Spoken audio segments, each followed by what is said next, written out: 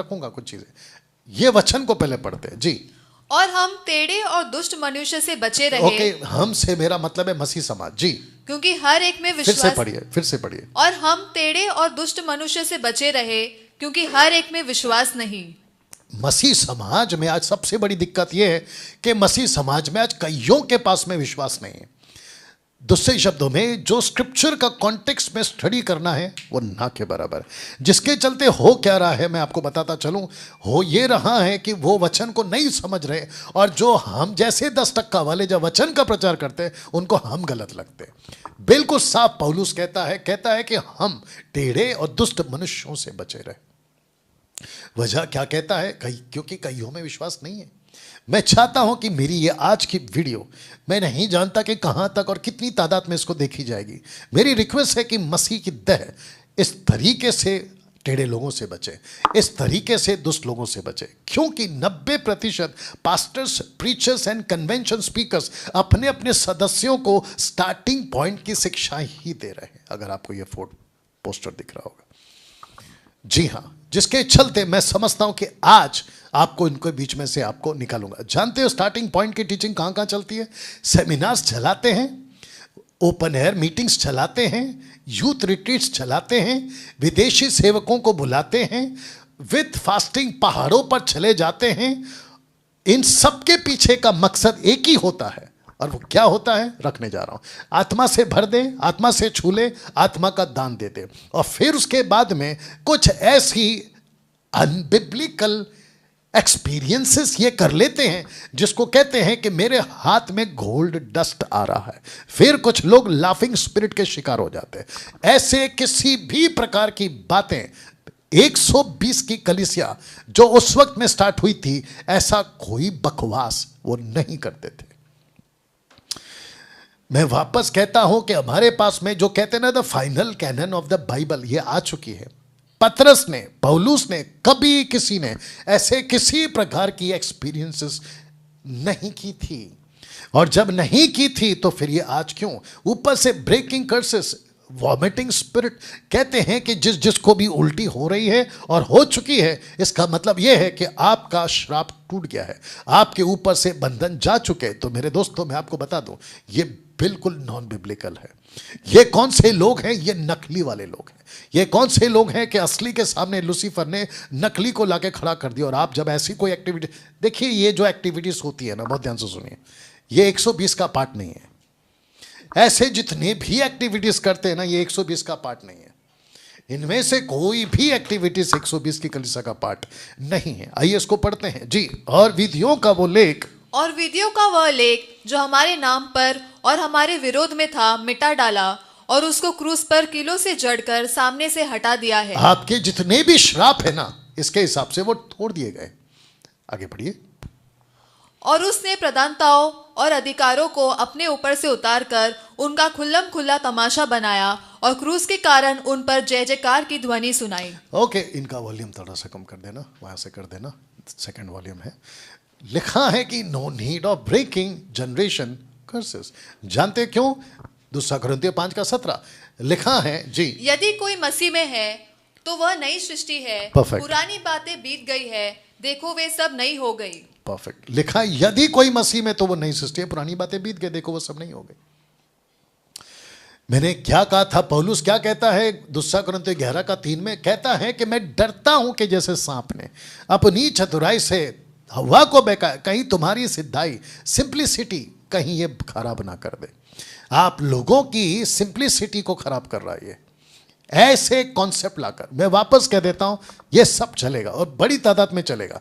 बिल्कुल साफ कहना चाहता हूं, ये चर्च 120 वाला चर्च नहीं है।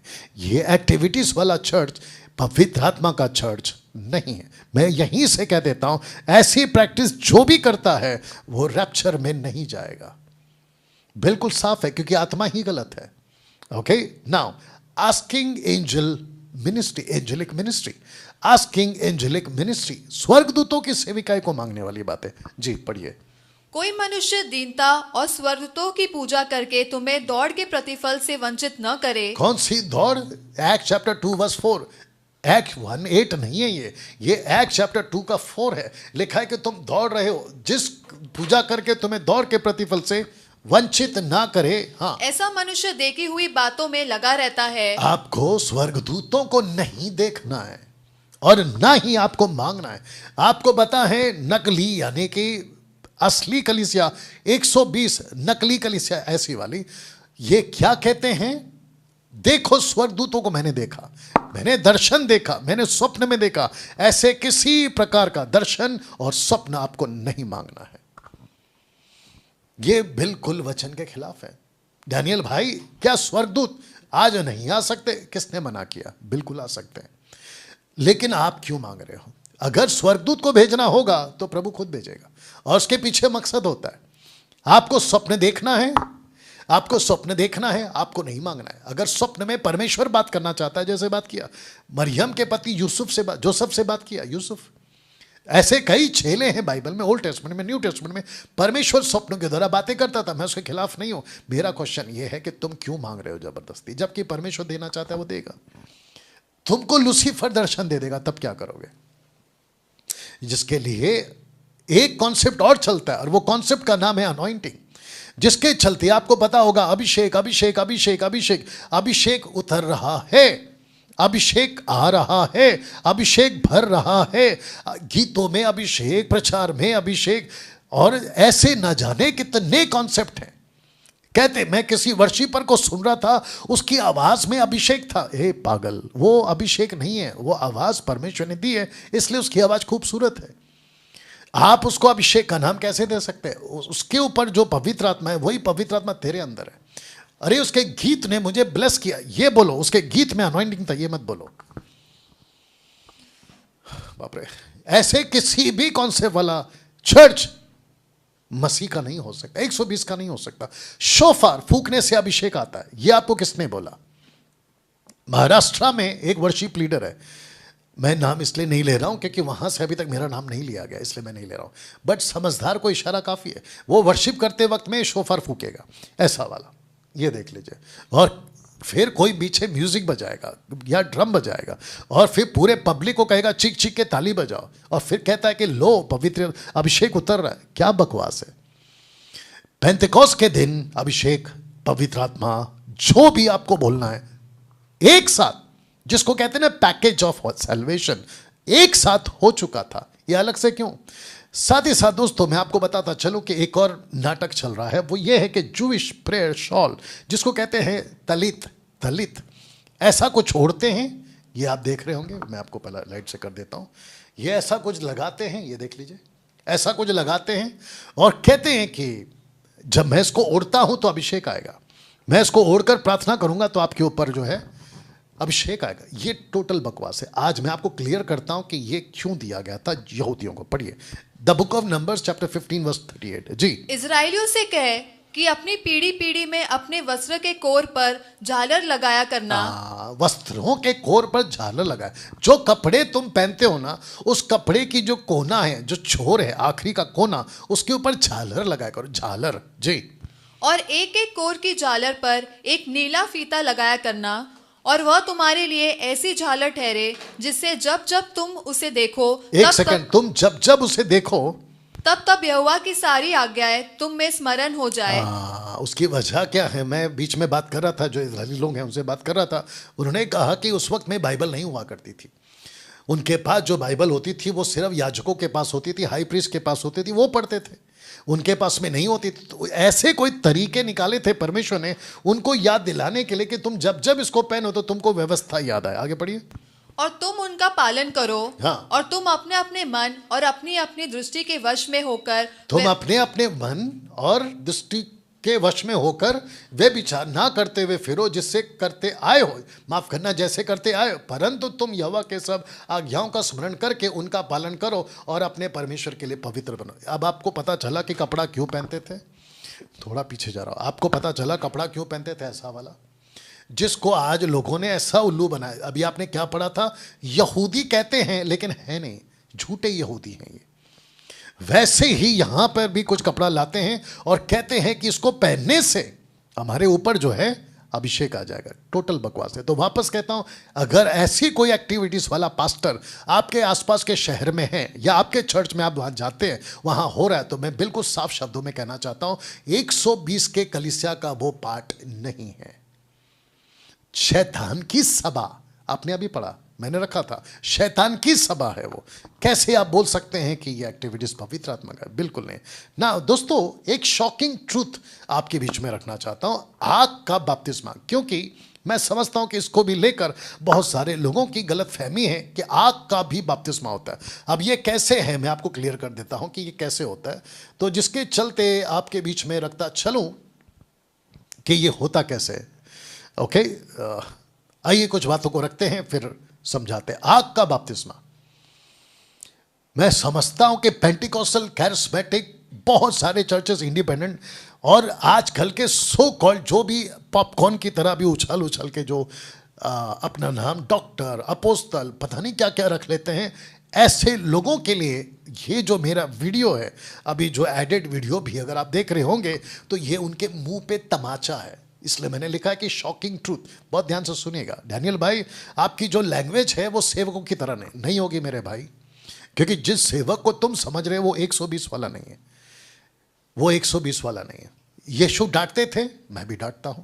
पौलुस तिमोती को कहता है डांट और समझा, मैं भी डांट और समझा रहा हूं, क्योंकि मैं भेड़ियों को डांट रहा हूं। आप लोगों को लग रहा होगा कि तुम कलीसिया के सेवकों को ऐसे क्यों बोल रहे, मैं उनको नहीं बोल रहा, मैं झूठे सेवकों को बोल रहा हूं। आपको यह समझना होगा। आग का बपतिस्मा का कॉन्सेप्ट क्लियर करते हैं। कहां से आया यह कॉन्सेप्ट? सबसे पहला बड़ा सवाल, यह कॉन्सेप्ट आया कहां से? तो दोस्तों पहले इसको समझ लेते हैं। मत्ती का 3:11 और गलातियों की किताब उसका 4:26, जो कि आपके बीच में मैं रखूंगा, जिसके चलते ये दोनों ग्रुप फंस गए। ये दोनों ग्रुप फंस गए। अगर आपको याद होगा गलातियों 4:26 में ऊपर की माता यरूशलेम, तो यरूशलेम का ग्रुप तैयार हो गया। ये देख लीजिए, यरूशलेम का ग्रुप तैयार हो गया। तो आपको बता दूं कि गलातियों 4:26, अगर माता यरूशलेम वालों से पूछोगे कि आपने इसका कॉन्टेक्स्ट पढ़ा, तो वो कहेंगे कि हमको इसकी जरूरत नहीं है, क्योंकि हमको सिर्फ एक ही वचन से मतलब है और वो है गलातियों 4:26। इसलिए हमने पढ़कर यह तय कर लिया कि यहां पर जो है ऊपर एक माता रहती है और वो यरूशलेम है, जबकि सारा और हजीरा का कॉन्सेप्ट है। वैसे ही दोस्तों इसको भी लेके मत्ती 3:11 को भी लेकर लोगों ने read out of context. Matthew chapter 3:11 read out of context. Galatian chapter 4:26 read out of context. Out of context पढ़कर ये दो ग्रुप फंस गया। बताइए, बहुत ही बुरा एक्सपोज होने वाले हैं। नरक की आग को पवित्र आत्मा की आग का बपतिस्मा बोलने वाले। अभी इस वीडियो में आप लोग बहुत बुरा फंसने वाले। तो जितने भी पास्टर्स अगर अपनी प्रार्थना में ऐसा कोई शब्द यूज करते हैं कि पवित्र आत्मा का आग आ रहा है, बहुत ध्यान से सुन लीजिएगा, क्योंकि न्याय के दिन यीशु आपको यह सब आपके मुंह पे बोल देगा कि चले जाओ। कहां चले जाओ? हेल में, गेहेना, नरक में चले जाओ। क्यों? आप जानते हैं, मैं उसको बताते हूं, आगे भी रखूंगा। पूरे बाइबल में किसी को भी आग का बपतिस्मा नहीं मिला था। मैं कम से कम, मैं जब किसी से बात कर रहा था तो मैंने कहा मैं 1 लाख इनाम दूंगा आपको, टोटल 1 लाख रुपए आपके अकाउंट में डाल दूंगा। मुझे बाइबल से प्रूफ करके बता दो कि बाइबल के अंदर आग का बपतिस्मा किसी को मिला है, लिखित में, कॉन्टेक्स्ट में, क्रिस्टल क्लियर स्टेटमेंट में कि आग का बपतिस्मा इसको मिला। 1 लाख रुपए का इनाम। या अगर कोई ये चैलेंज एक्सेप्ट करना चाहता है तो आइए, मेरा नंबर आपको मिल जाएगा, 9982335777। कॉल करिए और बात करिए। बपतिस्मा शब्द एक भाषा है परमेश्वर का अपने लोगों से बात करने का, जिसको कहते हैं कि परमेश्वर अपने लोगों से इस तरीके से बात करता है, जिसका भी मैंने नीचे एरो किया है, तो अभी नीचे कुछ आएगा, जिसके चलते मैं चाहता हूं कि आप उसको देखेंगे। यहां तक ठीक है? वापस पढ़ देते कि बपतिस्मा एक शब्द है, भाषा है परमेश्वर का अपने लोगों से बात करने का। पढ़िए, मुझे तो एक बपतिस्मा लेना है, और जब तक वह न हो ले तब तक मैं किसी सकेती में रहूं। मैं कैसी सकेती में रहूंगा? इसका मतलब है, सकेती का मतलब है स्ट्रगल कर रहा हूं, सकेती का मतलब है मैं जूझ रहा हूं, सकेती का मतलब है मैं पीड़ित हूं अभी फिलहाल। क्यों? क्योंकि मुझे एक बपतिस्मा लेना। ये कौन सा बपतिस्मा है? क्योंकि लूका के 4 में पानी का बपतिस्मा हो चुका है। ये बात हो रही है लूका 12 का 50। ये कौन सा बपतिस्मा है? रख देते हैं। ये बपतिस्मा है क्रूस का। कहां प्रूफ होता है? पढ़ लीजिए, रोमियो 6 का 3। जी, क्या तुम नहीं जानते कि हम जितनों ने मसीह यीशु का बपतिस्मा लिया, कौन सा बपतिस्मा? यीशु का बपतिस्मा। लिखा है यीशु का बपतिस्मा लिया तो उसकी मृत्यु का बपतिस्मा है। तो यीशु यहां कौन सी बपतिस्मा की बात कर रहा है?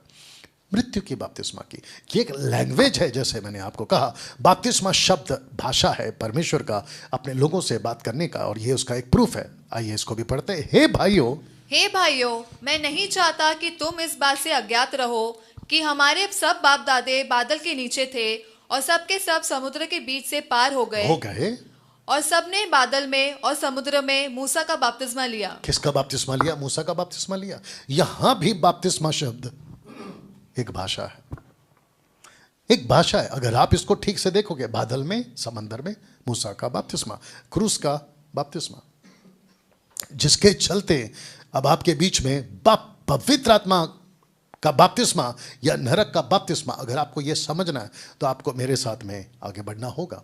तो मत्ती 3 का 11 को कॉन्टेक्स्ट में पढ़ेंगे तो 10 और 12 में इसका कॉन्टेक्स्ट है। पढ़ें जी।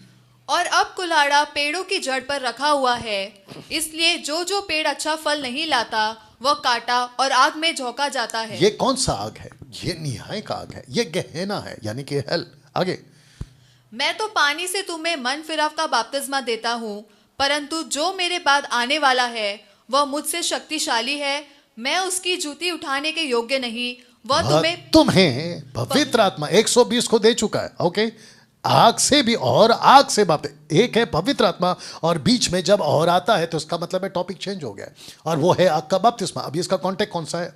आग का बपतिस्मा मतलब नरक का बपतिस्मा। वचन 12 जी। उसका सूप उसके हाथ में है और वह अपना खलियान अच्छी रीति से साफ करेगा और अपने गेहूं को तो खत्ते में इकट्ठा करेगा, परंतु भूसी को उस आग में जलाएगा जो बूझने की नहीं। यहां लिखा है उस आग में, यहां लिखा है काटा और आग में झोंका जाएगा, यहां लिखा है पवित्र आत्मा का बपतिस्मा, और यहां पे लिखा है आग का बपतिस्मा।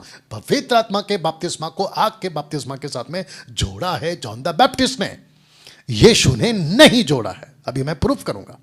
जॉन द बैप्टिस्ट बोलते बोलते ये बात को कह गया है, लेकिन जीसस ने कभी भी पवित्र आत्मा के साथ में आग का बपतिस्मा को नहीं जोड़ा है। डंके की चोट पे बोल रहा हूं। उसका प्रूफ क्या है आपके बीच में रखूंगा, लेकिन पहले आपको यह समझना जरूरी है कि यहां पे मैं तुम्हें पवित्र आत्मा और आग से बपतिस्मा दूंगा। यीशु की बात को कहते वक्त में लूका 3 का 16, मत्ती 3 का 11, लूका 3 का 16, मत्ती 3 का 11 में दोनों एक ही जगह पे बात आती है। पवित्र आत्मा का बपतिस्मा अलग है और आग का बपतिस्मा अलग है। मैं वापस कहता हूं, इसको जॉन द बैप्टिस्ट ने जोड़ा है, जीसस ने नहीं जोड़ा है। लेकिन पहले आग की बात करते हैं कि यह नरक का आग क्यों। जी, क्या हो गया जी? नरक का आग क्यों? आइए सुनते हैं। लूका 12 का 49 में, मैं पृथ्वी पर आग लगाने आया हूं और क्या चाहता हूं कि यह कि अभी सुलग जाती। ये यीशु बोल रहा है। इट्स ओके, बहुत है ना, इट्स ओके। हाँ, इट्स ओके। अच्छा ठीक है, देख लीजिए, बात को समझना होगा। मैं पृथ्वी पर आग लगाने आया और क्या चाहता हूं कि केवल यह कि अभी ये जीसस है।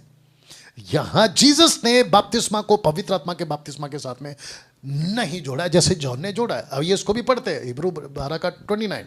क्योंकि हमारा परमेश्वर भस्म करने वाली आग है। तो यहां पे ये जो मैसेज है ना, ये टोटल जजमेंट का फायर है। आग की बात हो रही है यहां पे, पवित्र आत्मा की आग यहां पे नहीं है। हाँ, अभी कुछ लोग जो हैं वो इसलिए इसको पवित्र आत्मा से जोड़ देंगे, उनकी मूर्खता पे हंसी आ रही है मेरे को, और कुछ नहीं हो रहा है। और वापस कहता हूं कि ऐसे जितने भी सिखाते हैं वो 120 की कलीसिया का पार्ट नहीं है।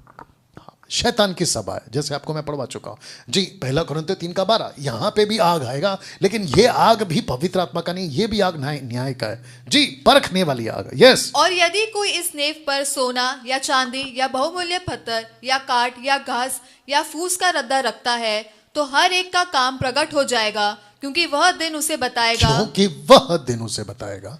इसलिए कि आग के साथ प्रकट होगा। वो कौन सा दिन है? वो न्याय का दिन है, the day of the lord, judgment day की आग की बात हो रही है। वह आग हर एक का काम परखेगी कि कैसा। और ये तो लिखा है, इसको आप पवित्र आत्मा से कैसे जोड़ सकते हैं? अब बताइए, मूर्खता है कि नहीं? वचन को पढ़ना कैसे? जैसे माता यरूशलेम वालों ने गलातियों 4:26 को ऐसे पढ़ के ग्रुप बना दिया, आप लोगों ने फायर वाला ग्रुप बना दिया। ये मूर्खता है। आइए देखते हैं कि वो आग बपतिस्मा नहीं है। क्योंकि वो आग बपतिस्मा नहीं है। प्रूफ के साथ में आपके बीच में रख रहा हूं। ये यीशु का स्टेटमेंट है, पढ़िए।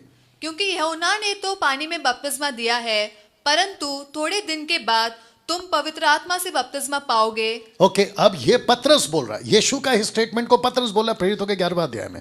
तब मुझे प्रभु का वह वचन स्मरण आया। कौन सा? ये वाला जी। जो उसने कहा कि यूहन्ना ने तो पानी से बपतिस्मा दिया, परंतु तुम पवित्र आत्मा से बपतिस्मा पाओगे। आपको पता है इन दोनों में एक शब्द गायब है और वो है आग। यहां कहीं पे भी आग नहीं है, ना 1:5 में, ना 11:16 में, कहीं पे भी आग नहीं।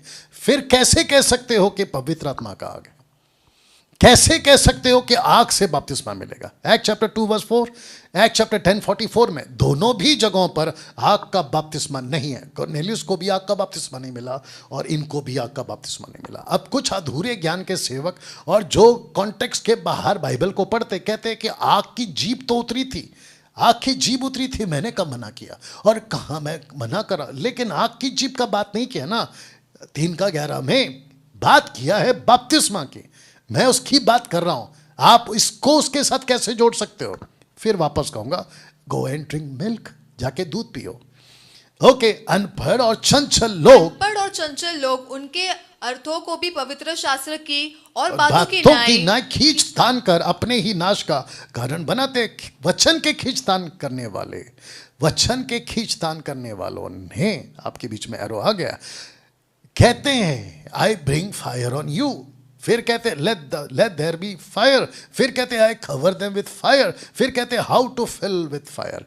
Point number 8, point number 10, point number 10, ये सब कॉन्सेप्ट यूज करते हैं। टोटल बकवास है। उसके बाद में आते हैं जो कि कलीसिया के बाहर, यीशु की कलीसिया के बाहर ब्लेसिंग की बात करते हैं। Prosperity, miracles, visa, job, business and marriages, ये सारे के सारे ब्लेसिंग के आशीष किसी के प्रार्थना से नहीं आती, ना उपवास की प्रार्थना से, ना बड़े सेवक की प्रार्थना से, ना कोई और वजह से ये नहीं आती। आपको ये सब अगर चाहिए जो यहाँ रखा हूँ तो वजह एक ही है, मत्ती 6:33। इसलिए पहले तुम उसके राज्य और धर्म की खोज करो, शब्द को पढ़ लीजिएगा, तो ये सब वस्तुएं भी तुम्हें मिल जाएगी। कौन सी वाली? ये चाहिए। आपको ब्लेसिंग चाहिए, ऑफकोर्स चाहिए, मुझे चाहिए, ऑफकोर्स चाहिए, लेकिन प्रभु कहता है उसके पहले एक शर्त है, और ये वचन कहता है जी, 1 यूहन्ना 5:14 जी। और हमें उसके सामने जो हियाव होता है वह यह है कि यदि हम उसकी इच्छा के अनुसार कुछ मांगते हैं तो हमारी सुनता है। तो वह हमारी सुनता है। अगर उसकी इच्छा के अनुसार नहीं है तो वह हमारी क्यों सुनेगा ना? दोस्तों, इन लोगों का एक और कॉन्सेप्ट है और वो है सीकिंग कॉन्सेप्ट, यानी कि खोज करो, परमेश्वर को खोजो खोजो खोजो खोजो। 120 की कलीसिया पर यह लागू नहीं होता, क्योंकि अब हमको नहीं खोजना है। मैं वापस कह देता हूं कि हमारी औकात नहीं है परमेश्वर को खोजने की। परमेश्वर ने हमको खुद खोजा, हम नहीं खोज सकते। ना तो हमारे पास में ऐसे पैर हैं, ना हमारे पास में ऐसा दिमाग है, ना आंखें, ना कान। आइए इसको पढ़ते हैं। आइजाया 40:31 है, परंतु जो यहोवा की बाट जोते हैं वे नया बल प्राप्त करते जाएंगे। वे उकाबों की नाई उड़ेंगे, दौड़ेंगे, श्रमित ना होंगे, चलेंगे, थकित ना होंगे। 1 क्रॉनिकल 16:11। यहोवा और उसकी सामर्थ की खोज करो, उसके दर्शन के लिए लगातार खोज करो। ये कॉन्सेप्ट जा चुका है। आपको ऐसे किसी भी प्रकार के कॉन्सेप्ट पे नहीं चलना है ना। डैनियल भाई, ये सब आया कहां से? कौन चलाते हैं ऐसी सब दुकानें? पोस्टर को ठीक से देखिए। मैं वापस कह रहा कि कौन चलाते हैं ऐसी सब दुकानें जिसको कहते हैं सेल्फ मेड पास्टर्स। ये ऐसे पास्टर्स हैं जो खुद सेवक बन गए अपनी मर्जी से।